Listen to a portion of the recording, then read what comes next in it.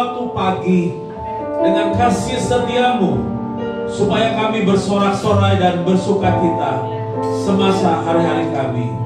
Biarlah kelihatan kepada hamba-hambamu perbuatanmu dan semarakmu kepada anak-anak mereka. Kiranya kemurahan Tuhan Allah atas kami, dan teguhkanlah perbuatan tangan kami. Ya, perbuatan tangan kami teguhkanlah. Haleluya, haleluya. Bapak, kami bersyukur, kami berterima kasih. Pada pagi ini kami boleh berada di rumah Tuhan. Kami merasakan damai, sukacita, kekuatan yang Kau berikan kepada kami Tuhan. Kami akan menunjukkan kepada dunia bahwa kami adalah umat Tuhan, anak Tuhan, umat tebusan Tuhan yang mengalami kemenangan, yang mengalami sukacita yang melimpah dari hidup kami Tuhan. Karena sukacita itu berasal dari Tuhan. Karena keselamatan itu Tuhan sudah nyatakan kepada kami, dan kami menyatakan kepada dunia bahwa kami adalah anak-anak Tuhan yang bersukacita di dalam Engkau Tuhan. Kami mau ria-ria dalam Tuhan, berikan pujian, penyembahan yang terbaik kepada Tuhan, dan juga memberikan hati kami yang terbaik untuk Tuhan, untuk ditaburi oleh firman-Mu Tuhan. Persekutuan ibadah ini Tuhan diberkati oleh Tuhan dari awal sampai akhirnya. Kami ingin merasakan jamahan Tuhan. Roh Kudus menjamah kami, membuka hati kami, memberikan penyegaran kepada kami, untuk kami mengerti jalan dan kehendak Tuhan. Diberkatilah ibadah ini Tuhan. Diberkatilah setiap kami yang hadir. Diberkatilah setiap kami yang melayani Tuhan. Kami mau bersyukur kepada Tuhan. Di dalam dan di atas nama Yesus kami membuka ibadah ini. Haleluya. Semua yang percaya katakan amin. Masih tetap berdiri saudara yang dikasih Tuhan. Masih kuat berdiri. Yang masih semangat berdiri, lambaikan tangan. Kita mau memuji Tuhan. Kita mau bersuka cita bersama. Sebab Tuhanlah sumber kekuatan kita. Haleluya.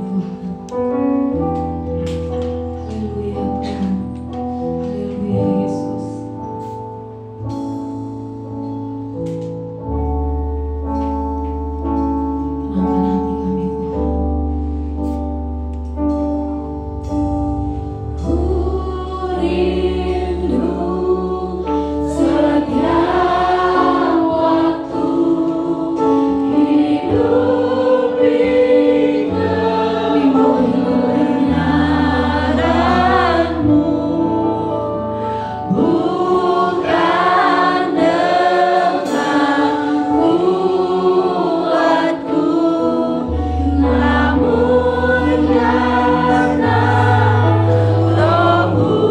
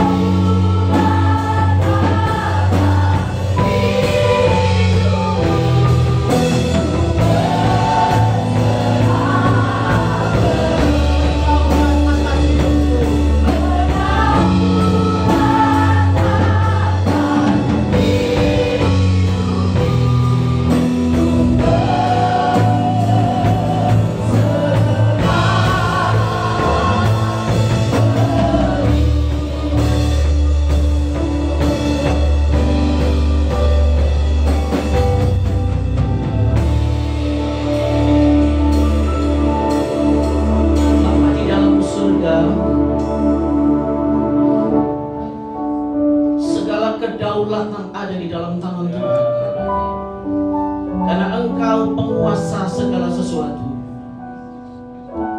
Dan apa yang Kau telah tetapkan bagi hidup kami adalah rancangan yang tidak akan pernah tergoyahkan dan tidak akan pernah gagal.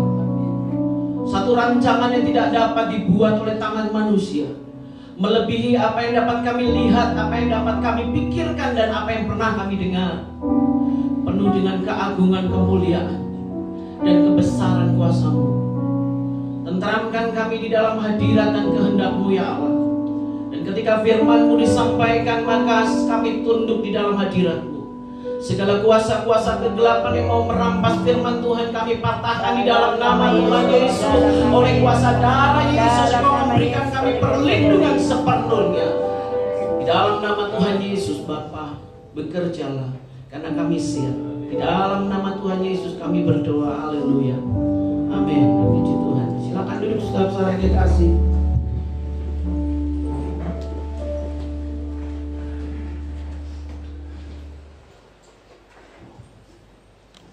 Saudara-saudara yang dikasih, pada pagi hari ini saya akan menyampaikan sebuah kebenaran tentang Allah yang memenuhkan seluruh kebutuhan kita. Dia adalah Allah Jehovah Jireh. Tetapi pada hari ini saya hanya akan berbicara sedikit dari begitu banyaknya cara Tuhan untuk memenuhi apa yang kita butuhkan. Saudara-saudara, ketika Allah menciptakan Adam dan Hawa, Dia menciptakan segala sesuatu sebelumnya untuk mempersiapkan kehidupan Adam dan Hawa. Ketika Dia menciptakan alam semesta ini, Dia digerakkan oleh seluruh kekuatannya dan juga kasih. Jadi penyediaan Allah untuk Taman Eden adalah penyediaan yang terbaik, yang penuh dengan kasih yang Dia berikan untuk dua orang yang kemudian Dia ciptakan setelah itu, yaitu Adam dan Hawa. Dan ketika Dia menciptakan segala sesuatu dalam keindahan, kemudian Tuhan membuat peraturan bahwa mereka tidak boleh memakan buah pengetahuan baik dan jahat yang ada di tengah taman itu. Saudara-saudara, hari-hari yang dialami oleh Tuhan adalah hari di mana setiap kali Dia datang ke Taman Eden, Dia membawa seluruh kasih-Nya untuk berjumpa dengan Adam dan Hawa. Dan Dia membawa seluruh kerinduan, seluruh rancangan terbaiknya untuk mereka berdua. Satu hari ketika Adam dan Hawa jatuh di dalam dosa karena mereka memakan buah pengetahuan baik dan jahat itu. Dan kemudian Allah dengan kasih-Nya mengunjungi taman itu. Dan ketika Dia membawa seluruh hadirat kasih-Nya di sana, tiba-tiba suasana Eden berubah. Ketika Dia berteriak memanggil Adam, Adam, Hawa, di manakah kamu? Dan itu tidak pernah terjadi. Karena biasanya Adam dan Hawa sudah menantikan kehadirannya, menantikan Allah. Tiba-tiba ada sesuatu yang ganjil. Mereka seperti tidak ada. Lalu Tuhan tahu sebenarnya. Tuhan tahu. Hanya hatinya penuh dengan kasih itu yang membuat Dia tetap turun untuk mencari Adam dan Hawa. Lalu Dia mendengar suara yang diserukan oleh Adam dalam ketakutan. Dia berkata, ketika kami mendengar suara-Mu, ketika kami mendengar Engkau datang, kami menjadi takut. Saudara-saudara, bayangan Allah tentang kasih tidak pernah Dia paham tentang ketakutan itu. Sejenak Dia terkejut, takut. Lalu Adam berkata, karena kami telanjang. Tuhan berkata, aku menciptakan engkau baik, seluruhnya baik, sempurna. Kenapa kamu sekarang berseru kau telanjang? Engkau sendiri tidak tahu maknanya telanjang itu apa. Lalu mereka bilang, sebab itu kami bersembunyi. Saudara-saudara, betapa patah hati Tuhan ketika mendengar mereka berkata, kami sembunyi. Saudara tahu, di dalam kasih kasih tidak ada ketakutan. Di dalam kasih kita tidak perlu sembunyi. Sembunyi-sembunyi uang, sembunyi-sembunyi mantan, sembunyi-sembunyi handphone, sembunyi-sembunyi nama di handphone dengan berubah menjadi nama Itakah, Irakah, Budikah, Ekokah. Saudara-saudara, semua tatanan kebaikan Tuhan hancur hari itu. Lalu wanita itu berkata, Adam itu berkata, karena engkau yang telah menempatkan perempuan ini, karena engkau yang telah menjodohkan saya dengan dia, sekarang hidup saya mengurat-marit. Karena engkau yang telah menetapkan pernikahan kami, sekarang hancur sudah. Saya tidak punya harapan lagi. Semua bayangan-bayangan yang indah, impian-impian hancur. Saya dapat perempuan model begini. Nyalakan Tuhan.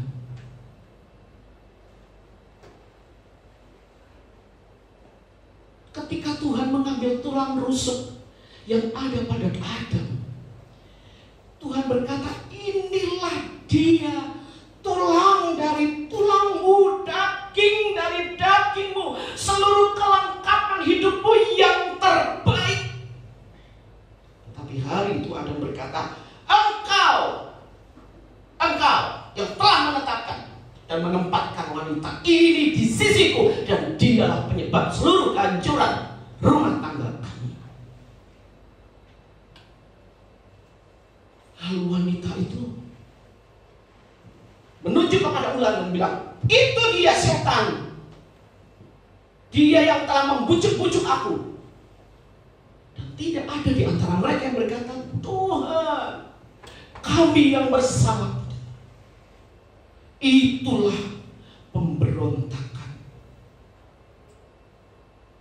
Betapa hati Tuhan hancur. Lalu Tuhan dalam amarah kasih-Nya, Dia berkata, terkutuklah engkau ular. Engkau terkutuk. Dan engkau akan menjalar dengan perutmu dan makananmu debu tanah. Tuhan masih menahan tangannya untuk tidak mengutuk manusia. Lalu Tuhan berkata, terkutuklah tanah. Maka mulai hari ini, dari tanah ini akan muncul duri, seperti hati Tuhan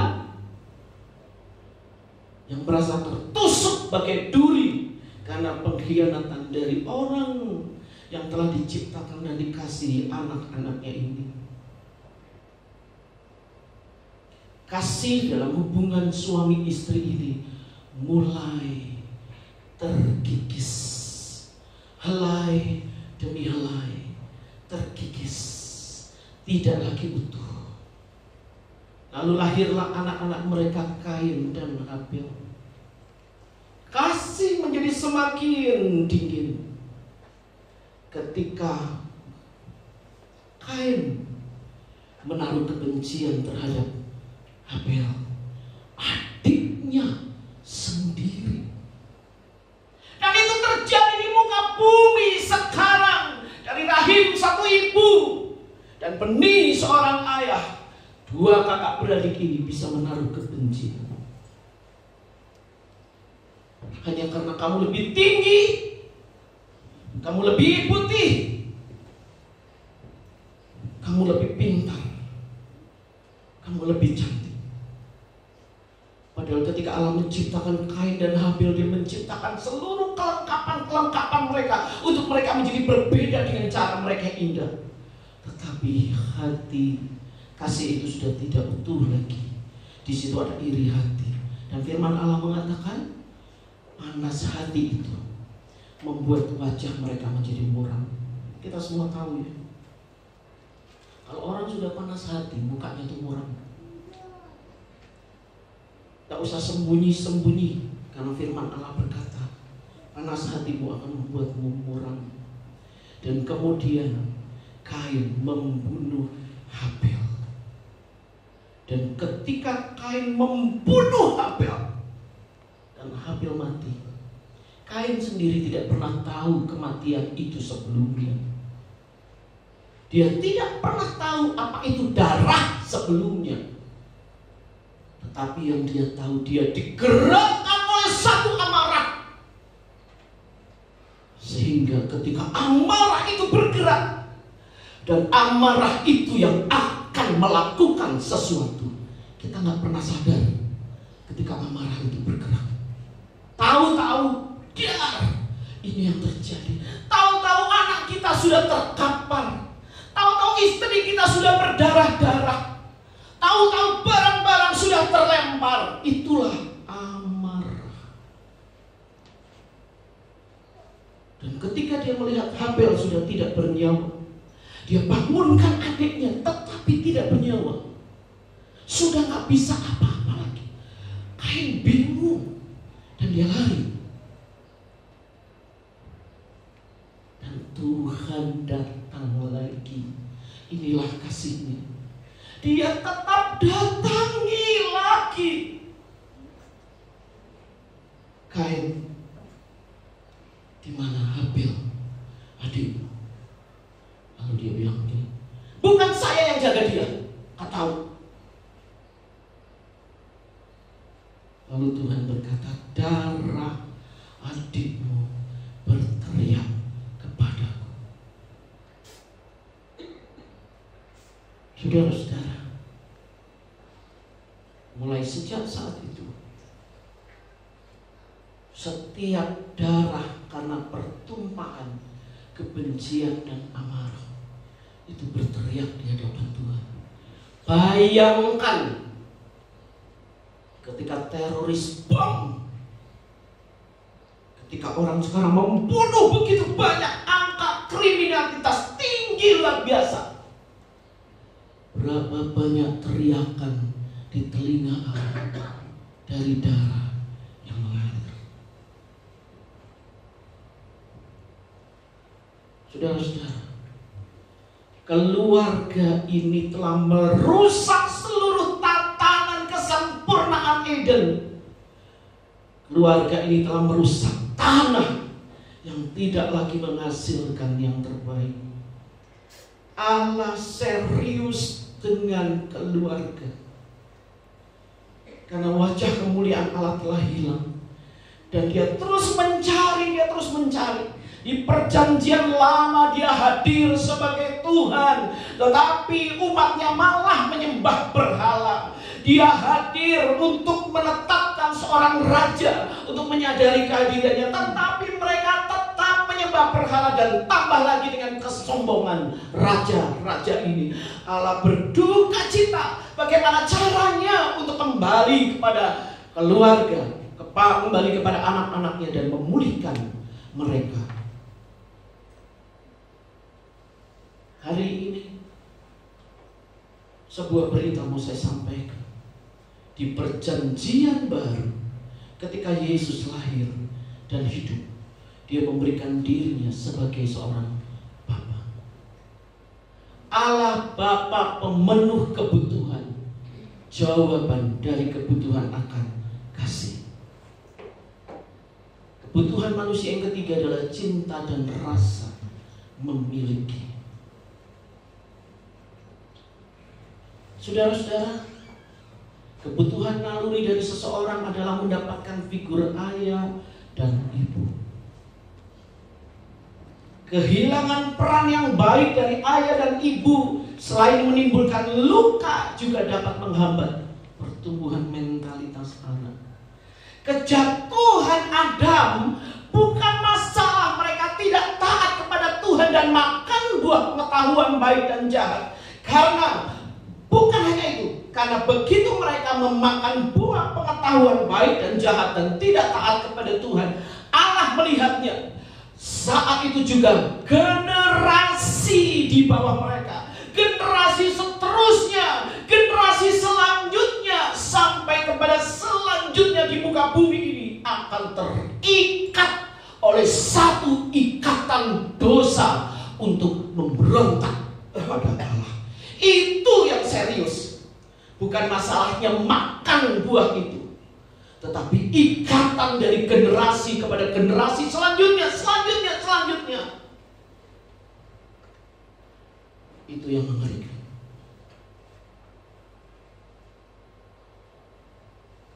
Tidak ada orang tua yang sempurna. Saudara katakan 1, 2, 3. Tidak ada orang tua yang sempurna. Orang tua katakan, saya bukan orang tua yang sempurna. Saya bukan orang tua yang sempurna. Saudara-saudara yang dikasihi, kita semua harus mengaku bahwa kita bukan orang tua yang sempurna. Gambaran ayah dan ibu yang rusak. Seharusnya kita mengenal kehidupan ini dari orang tua kita.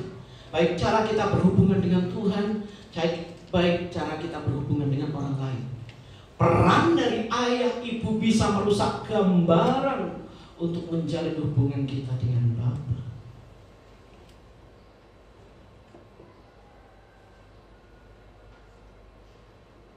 Ayah yang tidak melakukan kewajibannya, saudara nanti bisa lihat di dalam firman Tuhan. Ayah yang tidak bertanggung jawab, tinggalkan istri, tinggalkan anak-anak. Ayah yang tidak memelihara, masa bodoh, kamu mau makan, mau makan. Anak dengan seragam sudah harus membeli, ayah tutup mata. Ayah sebagai inisiator yang tidak mencari jalan keluar untuk masalah ini dan masalah itu. Ayah yang tidak memiliki peran yang benar sebagai seorang pemberi. Ayah yang gagal menjadi pemilik keluarga, maka anak-anaknya akan mengalami kegagalan di dalam kepribadiannya. Ibu tidak melakukan kewajibannya sebagai tempat yang teduh dan aman bagi anak-anak. Terlalu banyak bersungut-sungut, terlalu banyak berteriak-teriak. Tidak bisa mendukung dan melatih anak siap untuk memasuki hidup. Oleh sebab itu, saudara, saya kasih tahu trauma. Itu saya bicara tentang ini, trauma. Setiap orang yang mengalami trauma itu seperti begini. Itu dibekukan. Pengalaman itu misalnya ketika kita mengalami dipukul sama ayah, maka itu jadi trauma. Seketika itu langsung seperti membeku. Pengalaman itu membeku. Dan saudara tahu ya ibu-ibu, kalau yang namanya membeku taruh di freezer, kapanpun itu awet di situ. Jadi pengalaman itu membeku dan tersimpan di alam bawah sadar. Dan ketika itu membeku, sejenak anak berhenti, pengalamannya berhenti di situ, dan dia tidak bisa melanjutkan hidup. Oleh sebab itu, banyak anak-anak yang mengalami trauma, pengalaman yang membeku, berhenti, stuck di sini, dia tidak bisa melanjutkan hidup lagi, membeku lagi, berhenti, disimpan di memori peristiwa trauma itu, dia tidak bisa melanjutkan lagi karena rasa takut, karena rasa tidak tenang, tidak aman. Anak-anak yang begini tidak heran menjadi anak-anak di usia 30 tahun, dia akan kelakuannya seperti anak umur 7 tahun. Mengapa? Karena pengalaman-pengalaman membeku membuat dia stuck, tidak bisa lanjutkan hidup lagi. Mikir justru di situ, merekam dulu, takut, tidak aman. Ketika dia mulai melangkah pelan-pelan, ada pengalaman trauma lagi, membeku lagi. Tidak heran jika dewasa ini banyak orang gizi sekarang yang luar biasa. Anak-anak SMA dulu masih kecil-kecil, sekarang anak SMA kelakuannya kayak anak-anak mahasiswa, tapi kelakuan mereka bagaikan anak SD karena mereka memiliki trauma dalam perkembangan hidup mereka. Dan kalau sudah begini, bagaimana mereka siap masuk dalam rumah tangga kalau kelakuannya masih 8 tahun? Tidak ada tempat yang aman, teduh. Seorang ibu yang berkata, "Nak, kamu tetap bersama dengan mama. Lewatin, ayo lewatin." Dari digendong, dari dituntun, lalu didampingi oleh ibu itu. Itu gambar keteduhan. Jika ibu tidak memberikan peran itu, tidak heran jika anak-anak tetap menjadi kanak-kanak walaupun mereka sudah dewasa dalam usia mereka. Bahkan tidak heran, saya mengkonseling suami istri sudah umur 40-50 tahun, pemikirannya masih anak-anak. Itu harus digali lagi, trauma di masa lalunya, gali lagi. Kenapa dia begitu? Dan itu butuh waktu.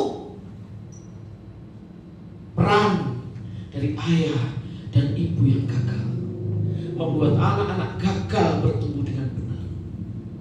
Dan saudara-saudara yang kekasih, luka ayah itu menimbulkan kemarahan kepada anak. Dia menyimpan kemarahan di dalam Efesus 6 ayat 4. Dan kamu bapak-bapak, janganlah bangkitkan amarah di dalam hati anak-anakmu, tetapi didiklah mereka dalam ajaran dan nasihat Tuhan. Perilaku ayah yang merusak karena dia tidak bertanggung jawab, karena dia tidak memelihara, karena dia tidak memberikan inisiatif perlindungan, dan semua tersimpan amarah di dalam diri anak.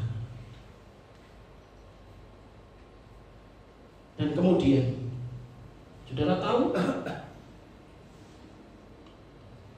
amarah itu makanannya setan. Jadi orang-orang yang dikuasai amarah paling gampang kesetanan, paling gampang kesurupan. Bayangkan, bapak-bapak telah membuat anak tidak bisa menghadapi emosinya karena bapak yang gagal. Dan menimbulkan tawar hati karena serangan verbal, apalagi serangan fisik, serangan kata-kata dan fisik. Hai bapak-bapak, janganlah sakiti hati anakmu supaya jangan tawar hatinya. Anak-anak yang tawar karena luka dari ayahnya, maka kehidupannya tidak pernah bisa menjadi pengaruh yang baik. Anda tahu garam? Bukan bicara tentang garam. Garam kalau menjadi tawar tidak ada gunanya selain diinjak-injak orang. Dan anak-anak kita menjadi orang yang diinjak dan ditendang oleh orang, karena dia tidak pernah bisa memberi pengaruh. Gak ada gunanya. Anak-anak yang kehilangan figur ayah. Anak perempuan akan mencari pria tua pengganti figur papanya. Karena dia merasa aman ketika seorang laki-laki berkata, "Hai Neng, mau kemana?" Gak pernah lo ada yang nanya saya mau kemana. Hati-hati di jalan, banyak yang jahat. Sama om aja kalau mau pergi, om rela anterin kemana-mana juga. Wah, langsung. Karena kebutuhan akan seseorang yang menjaga dan melindungi, dia lari kepada om-om Tuhan. Luka ibu. Setiap perempuan yang dipercaya Allah menjadi ibu adalah manusia yang hebat. Wanita-wanita, saudara adalah manusia-manusia yang hebat. Kehebatannya adalah memiliki karakter yang membangun keluarganya dan memiliki kebaikan hati. Tetapi seorang anak yang tidak memiliki figur ibu yang baik, apa jadinya? Saudara tahu? Ketika Allah menciptakan Hawa, dia berkata, engkau adalah seorang penolong. Jadi Hawa itu punya karakteristik. Semua wanita yang lahir punya karakteristik dari surga sebagai seorang penolong. Saya mau beritahu, wanita-wanita kita punya banyak sahabat. Kita bisa punya banyak teman. Oleh sebab itu tidak heran, membangun kaum wanita jauh lebih gampang dibandingkan membangun kaum pria. Karena Begitu wanita ketemu dengan teman-temannya, waduh, mereka ketemu, mereka punya sahabat-sahabat. Dan beberapa di antara teman-temannya bisa menjadi sahabat batin, teman batiniah. Jadi ketika Tuhan menciptakan Hawa, Tuhan tidak berkata begini kepada Adam, Adam, kamu perlu seseorang untuk ikut nyiramin bunga di Taman Eden. Kamu perlu seseorang untuk ngerawatin itu binatang-binatang. Bukan. Itu tetap tugas Adam. Tetapi tugas Hawa adalah menjadi teman batiniahnya, menjadi penolongnya. Dan perempuan punya banyak teman batiniah, tapi laki-laki jarang punya teman batiniah yang bisa akrab. Jarang. Biasanya mereka ngobrol tentang bisnis, tentang ini dan itu. Dan setelah itu paling terakhir mereka ngomongin istri. Itu laki-laki. Perempuan-perempuan yang tidak memiliki figur itu, dia tidak bisa menjadi penolong yang baik. Dia tidak bisa menjadi tempat curhatan suaminya. Jadi kalau suami sering curhat, berbahagialah. Karena artinya saudara bisa menjadi teman batiniah dia.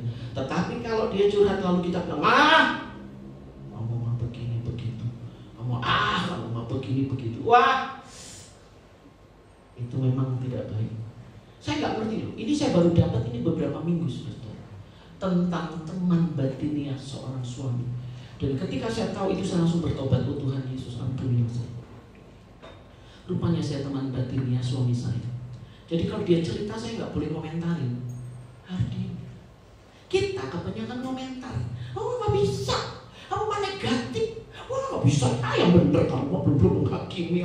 Salah, versinya bukan begitu. Kalau kita begitu, dia akan diam. Setelah itu dia mencari teman batiniah yang lain. Repotnya kalau ketemu seorang perempuan. Kalau dia ketemu teman laki-laki, ujung-ujungnya cuma istri diomongin. Dia tidak bisa curhat tentang hal-hal lain.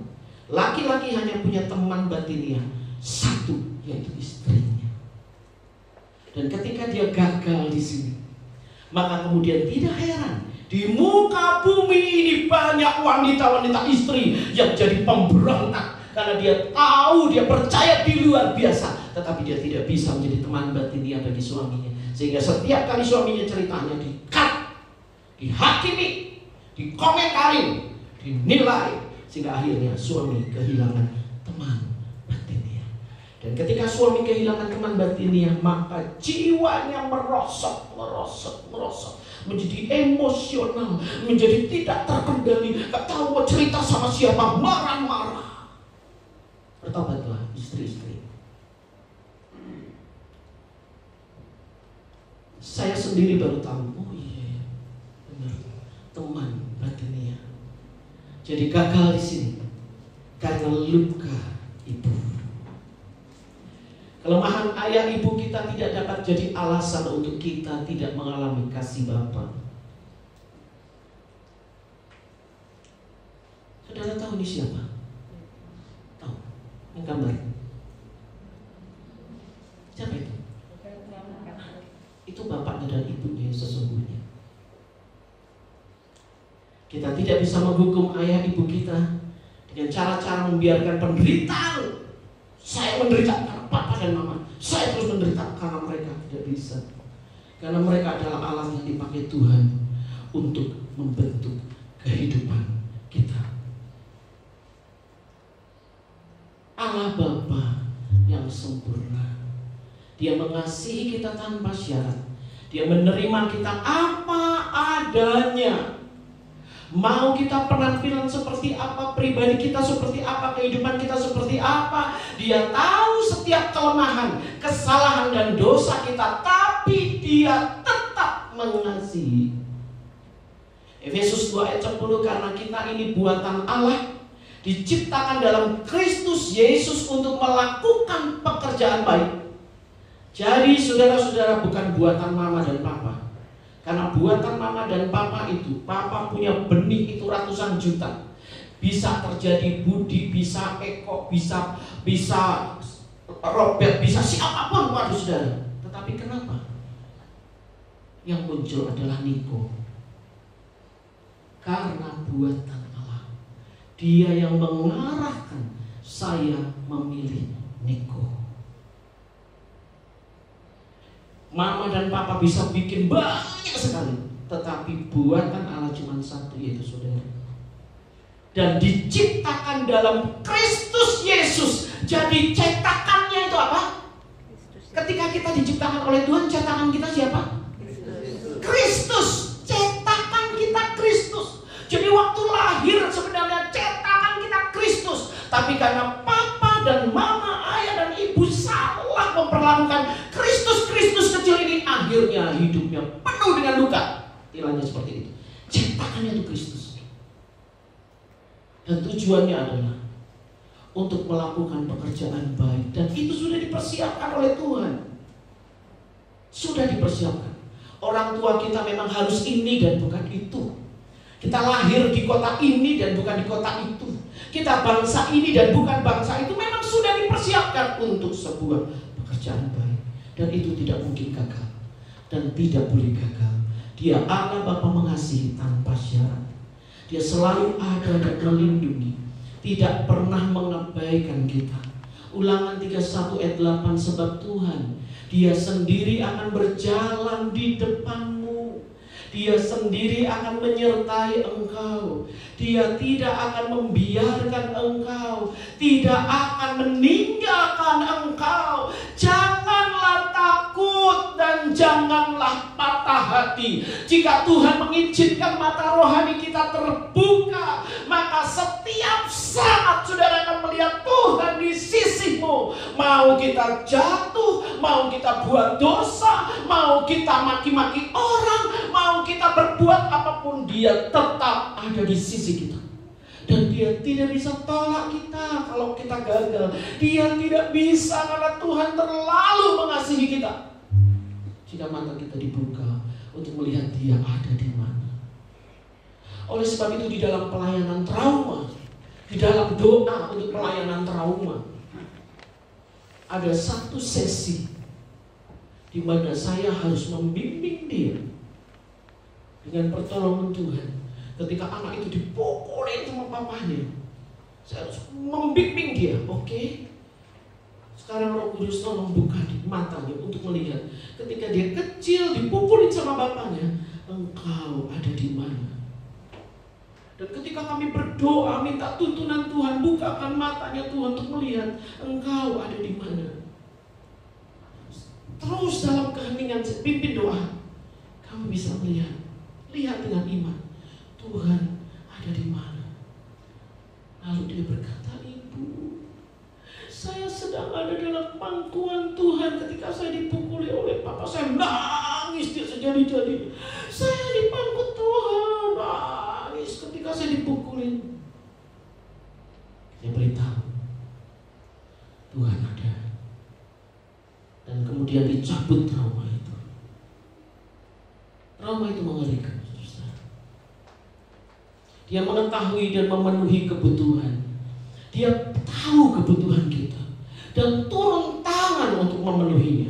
Matius 10 ayat 29 ayat 31. Bukankah burung pipit dijual 2 ekor seduit, namun seekor pun daripadanya tidak akan jatuh ke bumi di luar kehendak Bapamu. Dan kamu, rambut di kepalamu pun terhitung semuanya. Sebab itu janganlah kamu takut, karena kamu lebih berharga daripada banyak burung pipit. Burung pipit itu burung yang paling murah.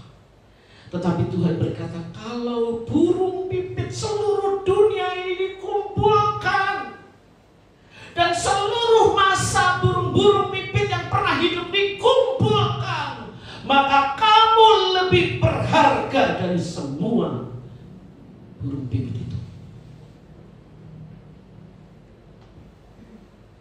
Ketika Tuhan memperhatikan setiap burung pipit, setiap hari memberi makan mereka, Tuhan memberikan perhatian kepadanya. Tuhan berkata, bagiku ketika aku memberi makan burung pipit, ketika seluruh kesibukanku untuk menangani burung pipit di dunia ini, engkau lebih berharga.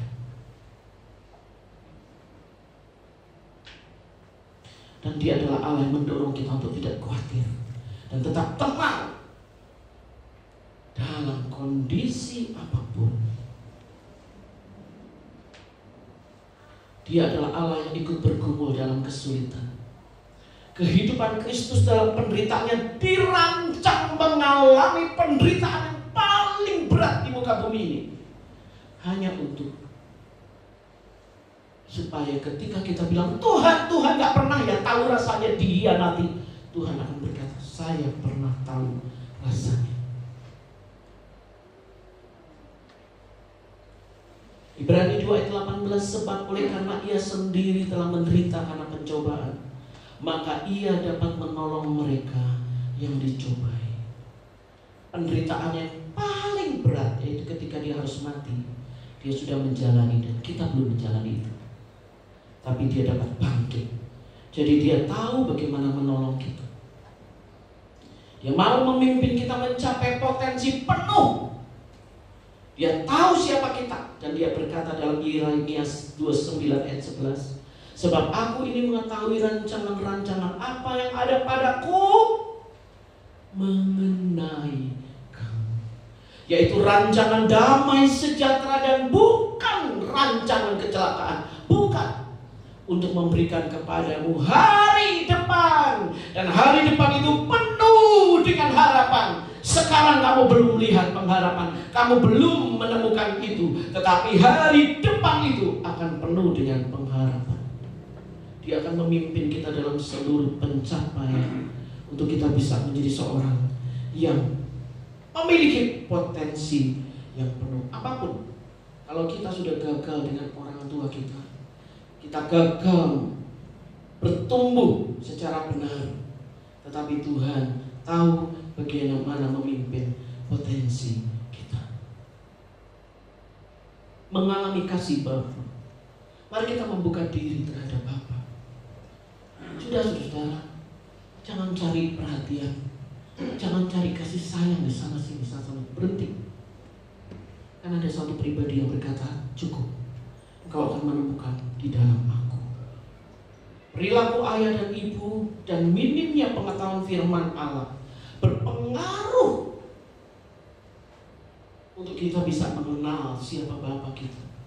Akui penghalangnya dan terbukalah pada penerimaan Allah Bapa.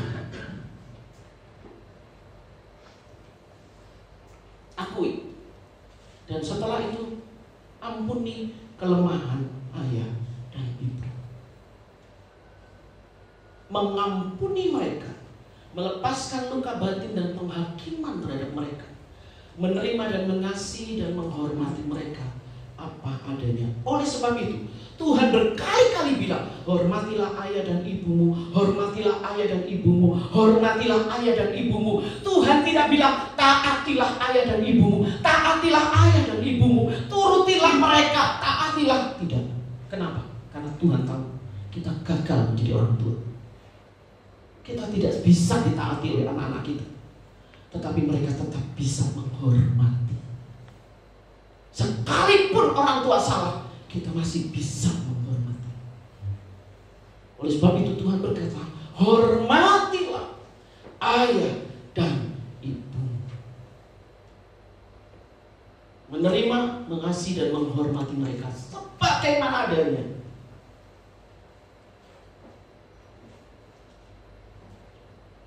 Dan saudara yang kekasih, saya tidak tahu kenapa tiba-tiba berhenti di sini.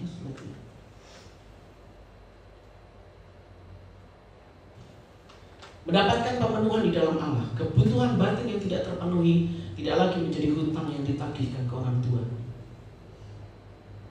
Saya mau kasih tahu begini, kalau saudara waktu kecil gak bisa bayar uang sekolah dan harus minjem ke orang, karena orang tua tidak bisa menyekolahkan, dan saudara harus pinjam uang, dan saudara menyicil uang itu, menyicil kerja, kemudian cicil sampai uang itu lunas.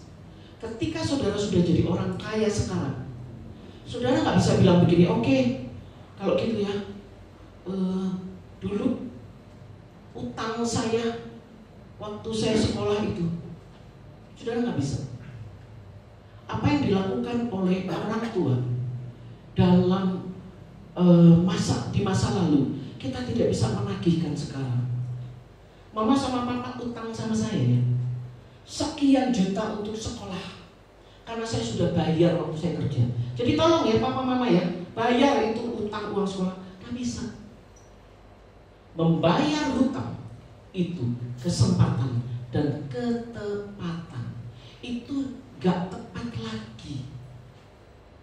Orang tua bayar saudara nih, oh iya berarti mama sekarang akan bayar 10 juta ya untuk uang sekolahku dari SMA sampai kuliah misalnya. 10 juta itu gak ada artinya. Karena sebenarnya yang harus dibayar bukan uang, tapi kepedihan hati. Dan kepedihan hati tidak bisa dibayar dengan uang. Saudara mengerti? Jadi mari kita mendapatkan pemenuhan itu di dalam Tuhan. Minta pemahaman yang benar, minta Allah. Kalau ada penipuan yang dikerjakan oleh iblis, oh Tuhan itu tidak adil, oh saya adalah anak terbuang, oh mama dan papa tidak peduli kepada saya, itu semua penipuan yang dikerjakan oleh iblis. Minta supaya Tuhan ganti penipuan itu dan memberikan kita kebenaran dan kasih. Saudara-saudara, di dalam dunia mistik, anak-anak yang mau cari kerja, mau berhasil, mereka harus melakukan ritual.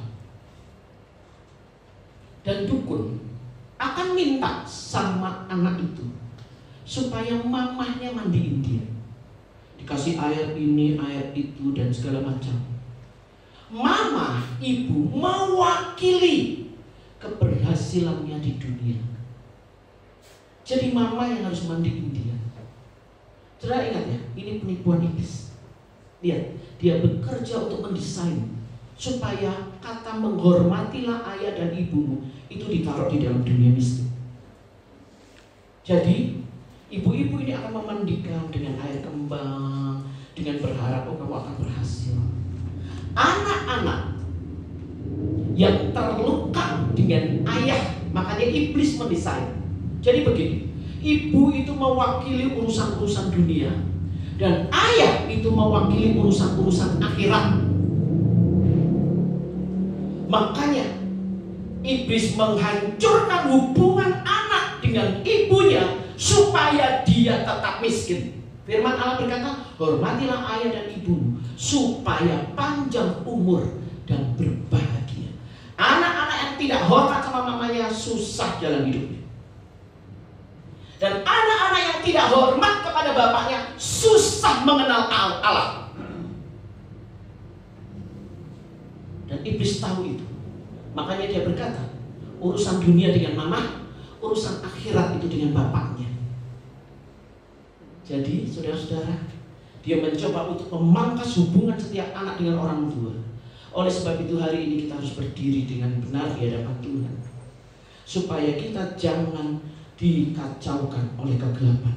Perintah Tuhan hormati orang tuamu paling terakhir di Efesus 6 ayat 2. Di situ dikatakan hormatilah ayah dan ibumu. Ini adalah suatu perintah yang penting.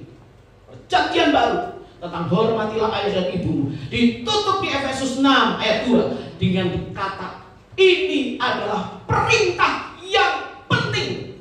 Kenapa? Karena anak-anak harus hormat kepada orang tua supaya berbahagia dan panjang umur. Bapak-bapak jangan bangkitkan amarah anakmu. Hamba-hamba kita jadi hamba taat sama orang tua. Kita jadi tuan tidak mengancam. Setelah itu, setelah kamu punya sikap yang benar sebagai anak, punya sikap yang benar sebagai orang tua, punya sikap yang benar sebagai hamba atau tuan, setelah itu kenakanlah perlengkapan senjata perang, hadapi setan dan setan akan lari daripadamu. Kenapa banyak anak-anak Tuhan gagal menjadi orang-orang yang berdiri di hadapan kuasa kegelapan? Kenapa? Karena mereka gagal menghormati orang tua. Karena mereka tidak bisa menjadi orang tua yang baik. Karena mereka tidak bisa menjadi hamba yang baik, tidak bisa menjadi tuan yang baik. Akhirnya peperangan lawan setan tidak bisa menang. Karena perlengkapan senjata Allah itu digunakan setelah kamu melakukan semua ini, menghormati orang tua tidak menyakiti hati anak, hamba-hamba taat, tuan-tuan menghormati bawahanmu. Setelah kamu lakukan itu, ambil perlengkapan senjata perang dan lawanlah setan.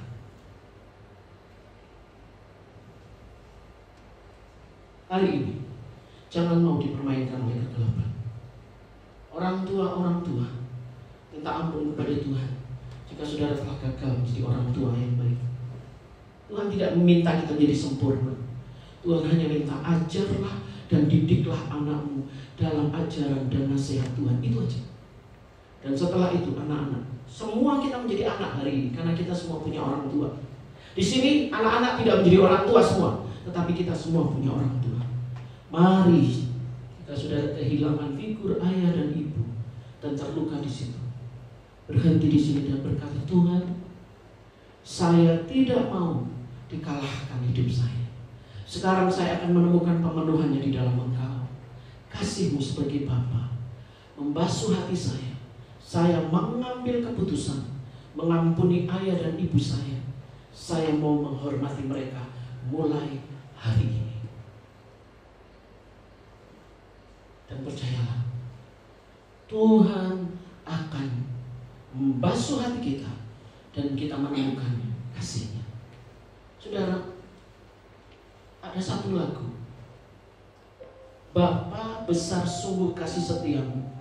Tapi saya mohon ketika kita nyanyikan lagu ini, image saudara tentang ayah tolong dihilangkan dan benar-benar melihat dia adalah Bapa. Bukan seperti Bapa di dunia, tetapi Bapa yang penuh dengan kasih atas hidup saya. Kita bangkit berdiri bersama-sama.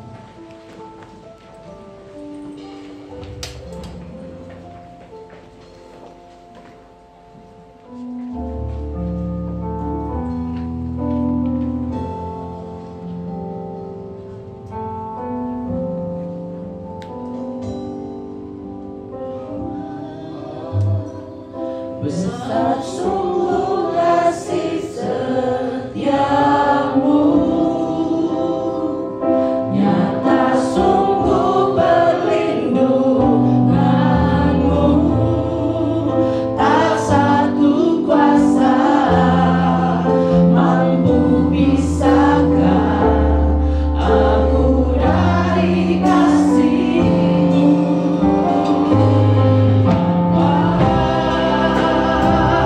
Ajaib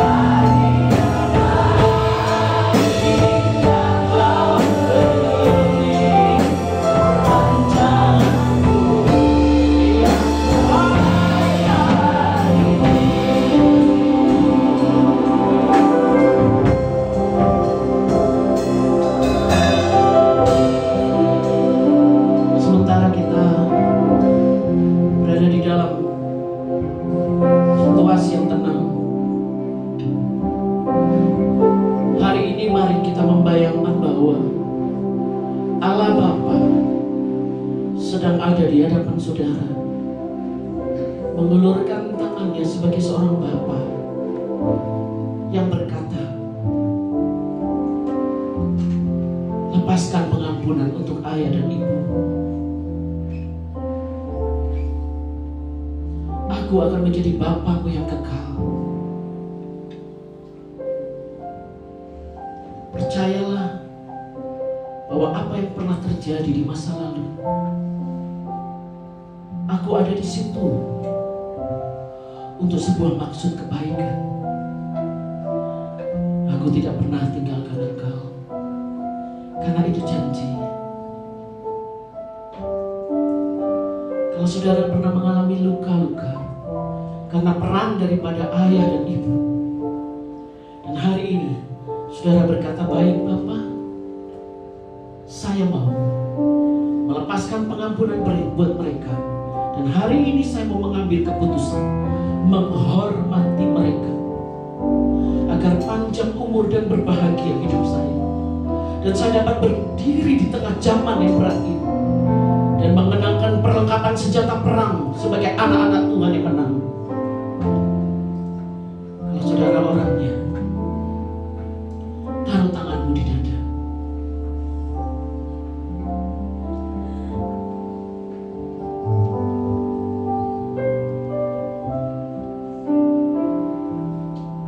Haleluya Yesus. Haleluya Bapa. Terima kasih Tuhan. Secara pribadi saudara mulai datang di hadapan Tuhan dalam doa dan berkata, Bapa, panggil namanya sebagai Bapa. Saya mau mengampuni mama dan papa saya, ayah dan ibu saya, dan dengan pertolonganmu saya menghormati mereka.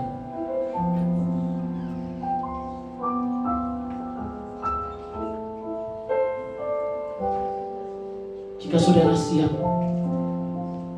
taruh tanganmu di dada dan taruh tanganmu satu di atas dan tirukan doa saya.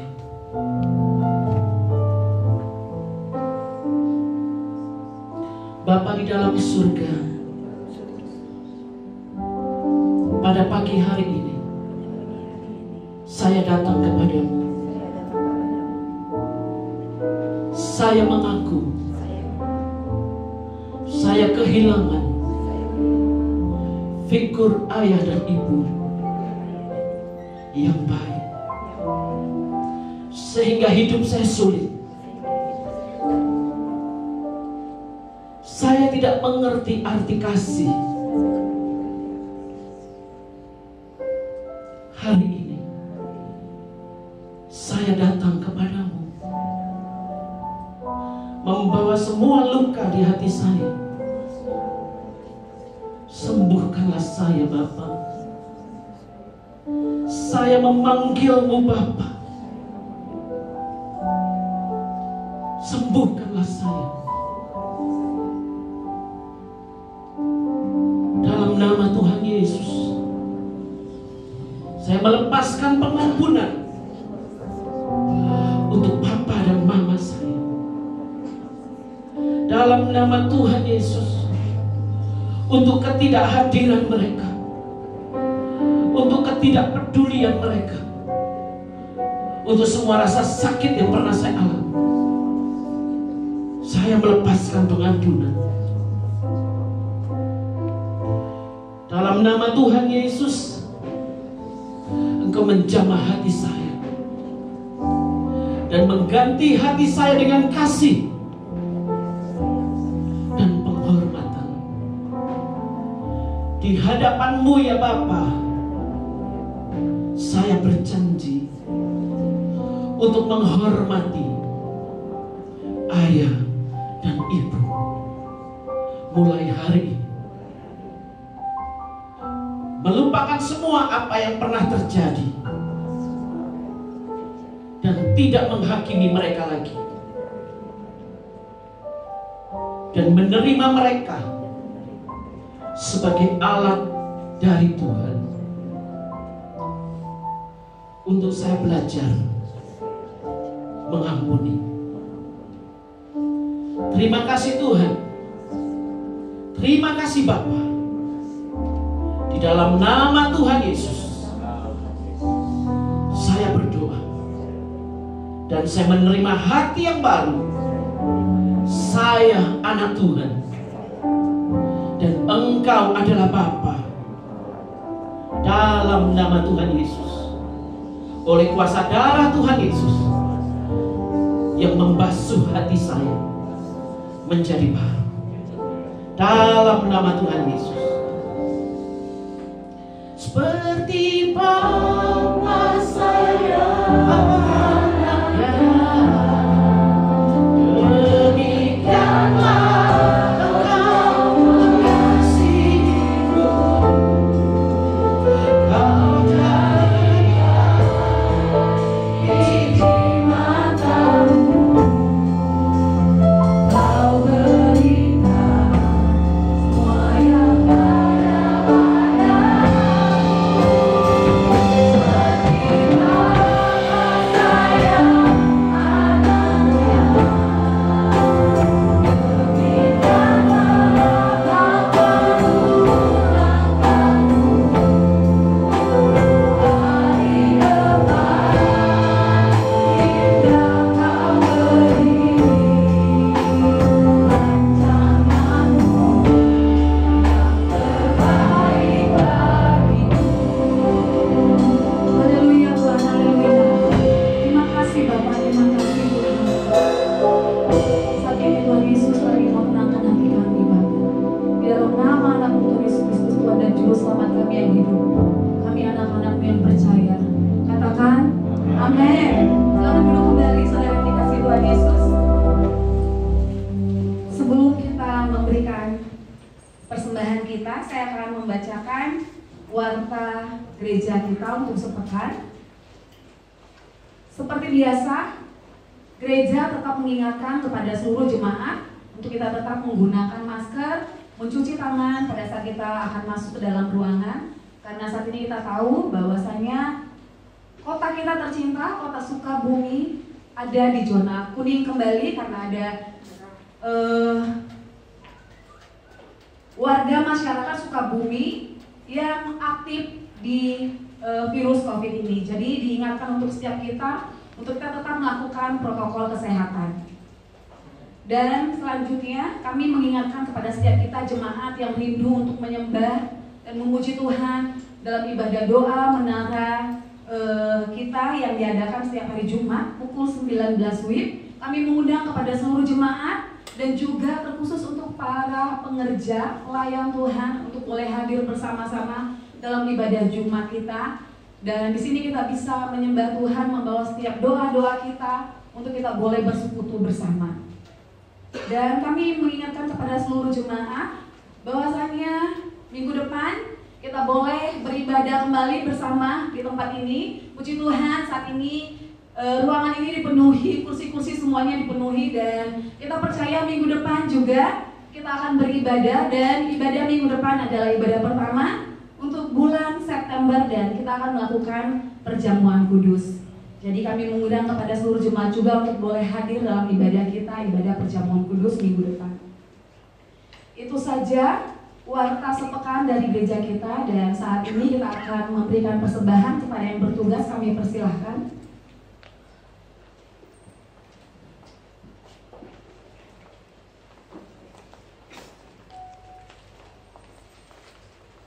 Sebelum kita memberi, saya akan membacakan satu ayat yang berhubungan dengan persembahan dan diambil dari 1 Tawarik 29 ayat 17. Aku tahu ya Allahku bahwa Engkau adalah penguji hati dan berkenan kepada keikhlasan.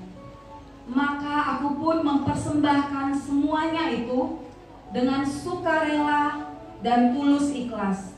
Dan sekarang umatmu yang hadir di sini telah kulihat memberikan persembahan sukarela kepadamu dengan sukacita. Haleluya Tuhan. Haleluya Yesus. Terima kasih Bapa. Terima kasih Tuhan. Dengan janji firman-Mu Tuhan Yesus. Bapa, saat ini Tuhan, kami akan memberikan sebagian dari apa yang sudah kami miliki Tuhan Yesus. Bapa, kami membawa setiap persembahan-persembahan Tuhan yang sudah sudah kami persiapkan Tuhan Yesus. Dan kami percaya Tuhan, setiap persembahan-persembahan yang kami bawa ini Tuhan Yesus, semuanya Tuhan kami berikan dengan sukacita dan kerelaan dari hati kami Tuhan Yesus. Dan kami percaya Bapa, Engkau bekerja Tuhan atas setiap pemberian kami Tuhan Yesus. Kami percaya Bapa, Engkau akan memberkati setiap usaha pekerjaan kami Tuhan. Engkau akan memberkati keluarga-keluarga kami Yesus. Anak-anak kami Bapa, baik yang ada dekat kami ataupun yang jauh dari kami Tuhan. Engkau memberkati setiap kami Bapa, usaha pekerjaan anak-anak kami Tuhan, keluarga kami Tuhan Yesus. Semuanya kami serahkan ke dalam tangan-Mu Bapa. Dan saat ini kami siap memberi Tuhan. Biarlah setiap persembahan kami ini Tuhan Yesus boleh dipersembahkan dan digunakan bagi pelebaan kerajaan-Mu Bapa, bagi gereja ini Tuhan Yesus. Terima kasih Tuhan, terima kasih. Di dalam nama anak-Mu kami berdoa dan mengucap syukur. Haleluya. Amin.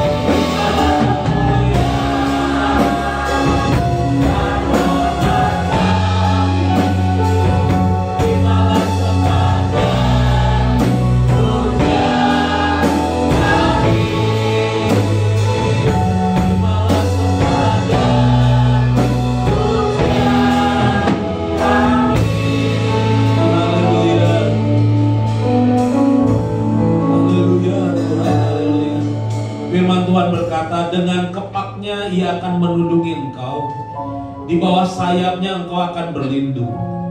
Kesetiaannya ialah perisai dan pagar tembok. Engkau tak usah takut terhadap kedahsyatan malam, terhadap panah yang terbang di waktu siang, terhadap penyakit sampar yang berjalan di dalam gelap, terhadap penyakit menular yang mengamuk di waktu petang. Walau 1000 orang rebah di sisimu dan 10.000 di sebelah kananmu, tetap itu tidak akan menimpamu.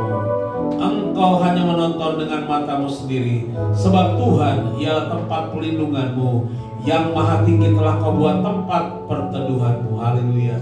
Bapa di dalam surga, kami bersyukur di akhir ibadah ini Tuhan, kami boleh menjalani ibadah dengan segala ucapan syukur kepada Tuhan, karena inilah yang kami lakukan kepada Tuhan. Kami tidak bisa membalas akan anugerah dan kebaikan Tuhan yang luar biasa kepada kami, tetapi penyerahan hidup kami kepada Tuhan, pengabdian ibadah kami kepadamu Tuhan itu adalah yang terbaik Tuhan. Tubuh, jiwa, dan roh kami persembahkan kepada Tuhan sebagai persembahan yang hidup, yang kudus, dan yang berkenan kepada Tuhan. Itulah pengabdian dan ibadah kami kepada Tuhan. Sebagaimana kami mengabdi kepada orang tua kami, lebih-lebih kami akan mengabdi kepada Allah yang menyelamatkan kami, kepada Allah yang mengasihi kami, kepada Bapa yang sungguh peduli dengan hidup kami. Tuhan, Engkau akan memberkati, memimpin, menuntun, Engkau berjalan di depan kami. Engkau akan berikan kemenangan, Engkau akan memberkati kami, Engkau akan membuka jalan. Apabila jalan kami tertutup, di dalam nama Yesus, Tuhan akan membuka jalan. Tuhan akan membuat terobosan di depan jalan kami dalam nama Yesus. Segala usaha pekerjaan kami, keluarga rumah tangga kami diberkati oleh Tuhan, dilancarkan dan diberkati dengan limpah-limpah dari surga. Terima kasih Tuhan. Tutup bungkus tubuh, jiwa, dan roh kami dengan kuasa darah Yesus. Dijauhkan dari bahaya, celaka, maut, dan pencobaan. Dijauhkan dari kuasa iblis. Dijauhkan dari kelemahan, sakit, penyakit. Dijauhkan dari penyakit-penyakit menular, virus-virus menular. Dijauhkan dari kami di dalam nama Yesus. Tuhan, halaukan dari kami dalam nama Yesus. Tubuh, jiwa, dan roh kami persembahkan kepada Tuhan untuk dilindungi, diberkati, dan dipelihara oleh anugerah dan berkat Tuhan. Segala kemuliaan hanya bagi Tuhan. Saudara, mari kita akan mengangkat tangan dan menerima berkat dari Tuhan. Tuhan memberkati engkau dan melindungi engkau. Tuhan menyinari engkau dengan wajahnya dan memberi engkau kasih karunia. Dan Tuhan menghadapkan wajahnya siang ini kepadamu dan memberi engkau damai sejahtera. Oleh sebab itu saudaraku, sidang jemaat Allah yang dikasih oleh Tuhan, pulanglah dengan membawa berkat anugerah dari Allah Bapa yang ada di dalam surga, serta cinta, kasih sayangnya yang sudah dinyatakan dalam Tuhan kita Yesus Kristus, serta pimpinan dan pertunannya oleh Roh Kudus menyertai saudara dari saat dan untuk selama-lamanya. Maranatha, sampai Tuhan Yesus datang kali yang kedua menjemput kita. Di dalam nama Yesus kami mengakhiri ibadah. Haleluya.